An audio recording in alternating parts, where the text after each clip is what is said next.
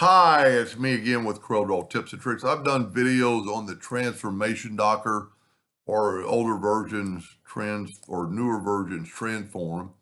But if we go to Windows and Dockers and go to the transform, yours might say transformation, somebody's having to put 27 pineapples or pine cones around a circle, a 20-inch circle. That's weird that this thing is, no, it's 20. And so all you do is alternate C, and if you don't have that hotkey, you just put the rotation in the center. But let Corel do the math. If we do 360 divided by 27, so we need 27, but we've already got one, so we'll just do 26. And those are exactly equally spread apart. And if we get out a calculator and type in 360 divided by 27, you get 3.33333.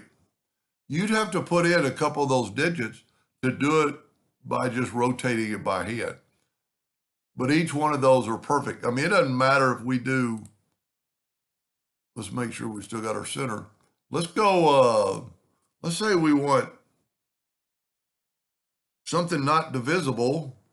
Let's say we want 17. So we're going to say 16 copies. And we're going to go 360 divided by 17. Look at that. And it figured out the math. Now, I found I had to ask why they wanted that many. Well, let me just do it again. What was it? 27. Yeah, and 26. Why they wanted this? Well, it's part of an escape game to get out of a room or escape room. And the address is 1333 Pinecone Lane or something. If I had to figure that out, and I've done one escape room, I'd still be in there today. Now, going back to the spacing between it, if you used a smaller circle and put that right there and then alternate C, and you did the same thing, now your pine cones are closer together.